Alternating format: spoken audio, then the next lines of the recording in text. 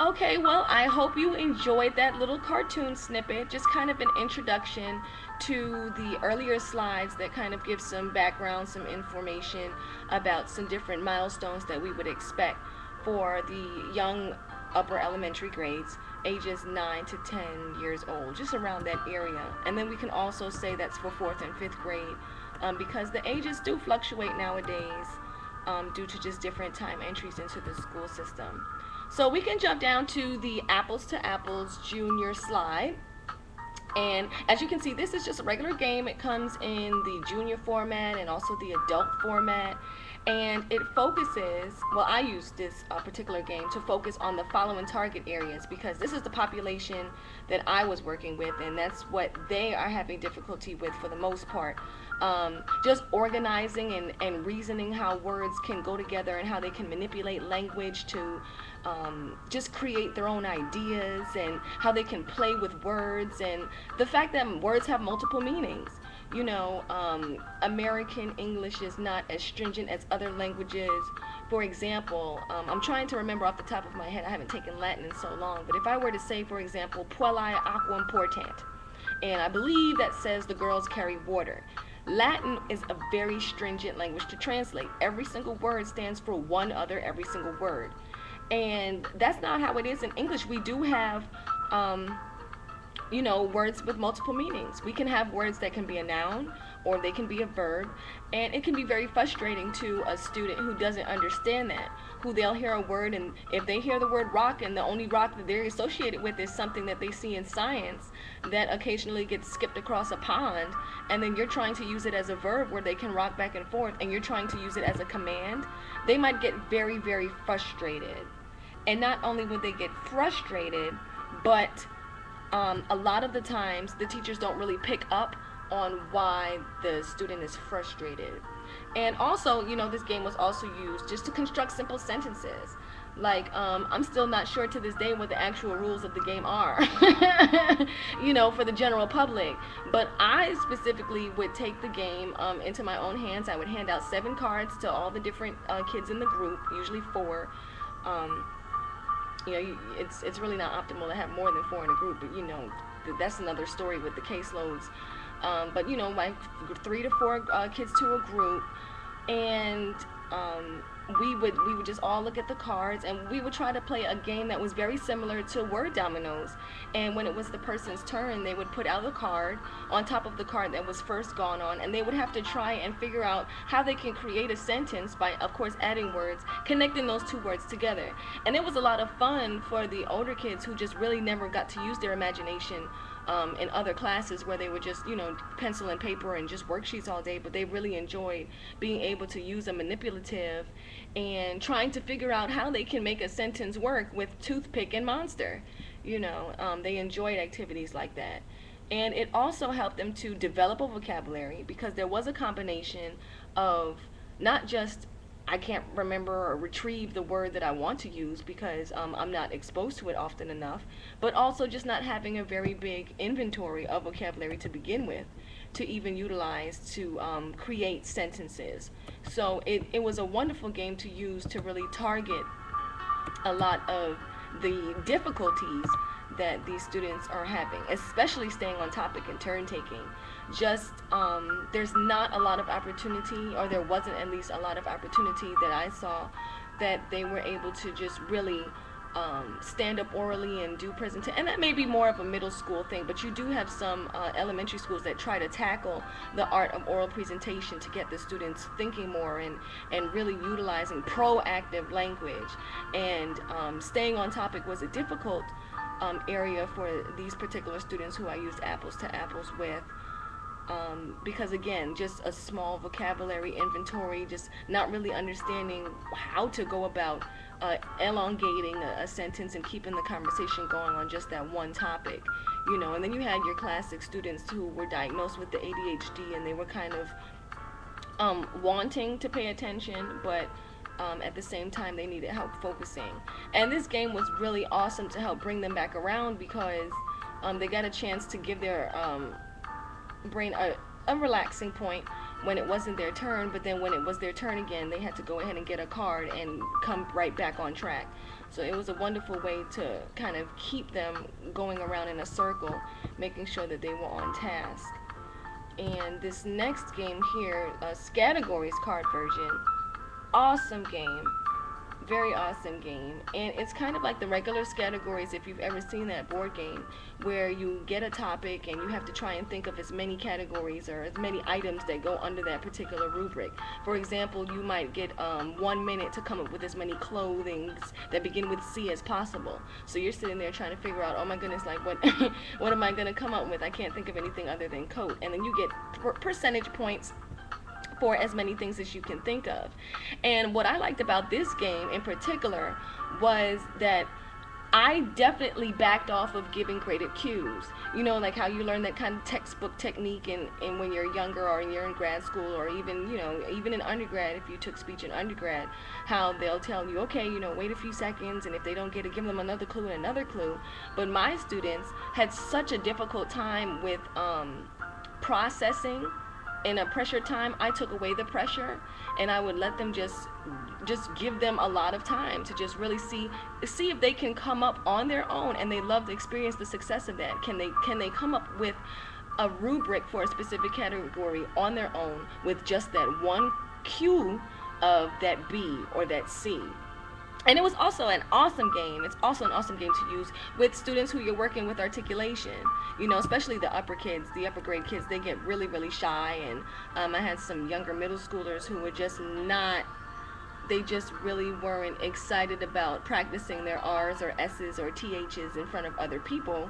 But if it was in the context of a game and they knew that I was going to mouth the placement cues to them without calling it out, they really enjoyed that because they were more forthcoming with practicing their specific sounds, because they knew they weren't going to be called out, and they had no choice but to practice the sounds because I was only going to use that letter while the other students went ahead and retrieved the words for that particular letter.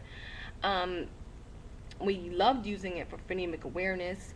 I would see if they can come up with other words. Like if, for example, if they had to come up with words that these are items that you find in a school that begin with P, I would also ask the student, for example, hey, can you think of some words that end in P, or where P is the second letter of the word? You know, some segmentation type exercises.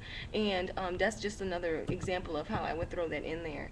But what I love about It's All in the Game and about using regular games is that you can really, really target so many goals at once, and not in a way that overstimulates the particular student, but you have so many students who sometimes they can't always be put in an artic group or a synonym group or a word relationships group or a pragmatics group. So you have such a wonderful opportunity to engage in a game activity where they feel like, okay, I'm just coming to play games with this lady, but you know what you're targeting, you know what you're looking for, and you know that they'll be able to leave that day with their brain a little bit more stretched in terms of exercising what they need to learn for that day. And I do have a video clip of it's a mixture. Okay, these are two kids who they've graduated from 5th grade, but you know, they were so kind to join us on our last couple of days. This is kind of after the school year's over, so they were a little bit restless and excited. So they're usually a little bit I don't want to say cooperative, because they definitely participated very well.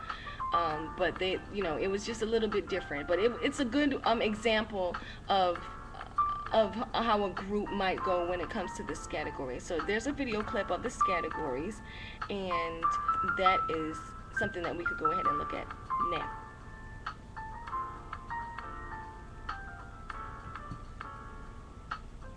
Okay, and I hope you enjoyed that video clip, and I hope it was a successful example of just some of the things that you can do, and how the kids can respond to different games.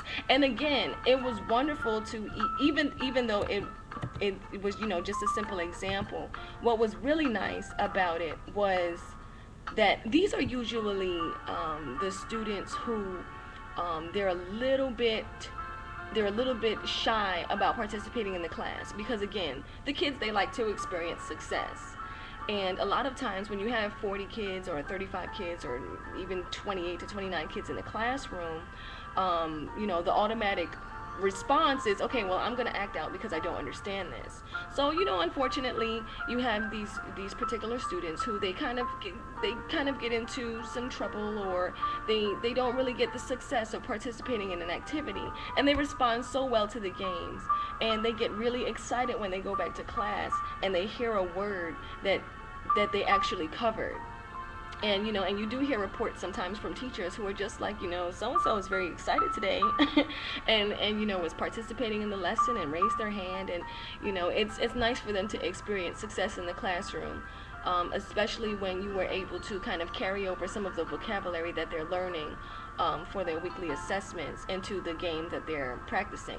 And also there's reverse carryover too. Sometimes they get really excited when they hear a word that you say that they didn't expect you to even bring up because you're not the science teacher, and then they're like, wait a minute, I remember learning about orbit. Oh, I remember what that is. And then they get excited because they're able to try and voice out and explain in their own words what they remember from orbit. And then of course you can redirect them if they're a little bit off. So for language in the middle and high schools, they need games too. It feels like as the students get older and as they start to, as some of the younger people would say, feel themselves, and they would start to wonder, about certain things being too childish, or if they should do this and if they should do that. You don't want to come at them with just drills, even though they are becoming young adults and things of that nature. They like games too. And the National Institute of Mental Health, the NIMH, they did a few studies of their own looking at some MRI scans of some teenager brains. And contrary to the other beliefs that are out there, that the plasticity of the brain actually is not finished, and it can progress and it continues to even grow through the 20s.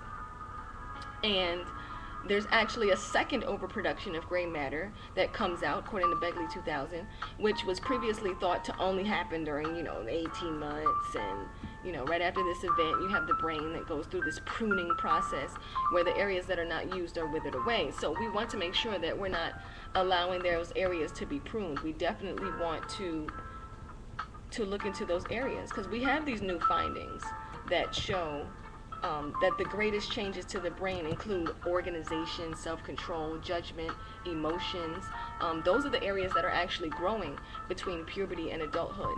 And what else to make it more exciting for the student that needs to continue growing and learning, and especially the areas of vocabulary and language, than to give them some games. Give them some games so that they can be more than excited about coming to therapy. So one of the old classic games that used to be called Bones, for you historic buffs, I remember being in a museum in London, and they were actually saying that the original form of dominoes, not sure how this correlates to our form of dominoes, but over there in the great BK, UK, let me be correct, UK, they were saying that they actually had a format where they carved it out of bones, and it was, that's a whole nother thing. But you look at me being tangential. I'm reminding myself of one of my particular favorites. They're all my favorite. Don't quote me on that. Okay, so dominoes. Okay, so here we go. These are the areas that I targeted specifically for the kids with dominoes. I use this a lot with the students who have they have some processing difficulties, listening comprehension. They may have some weaknesses in math, like dyscalculia, just understanding how to organize their brain in certain ways, and just syntax rules. Sometimes we would add morphemes, or we would talk about graphemes every time they would go. Pragmatics for turn taking. You had some students who they were just unable to really wait their turn, not just with speaking, but just with going. Developing an inference. There were some of the higher functioning kids who they had a really difficult time using what was in front of them, especially in reading passages. Just using what was in front of them to utilize that information and to use that information that was given to them to predict what would happen next. They would try so hard to bring in stuff that they knew from the outside. And that's the worst thing you can do when it comes to standardized tests, because what they're checking for is to see if you can use information that's in the passage to predict what they're looking for an answer, not if you can just bring something from the outdoors. Also did categories. Again,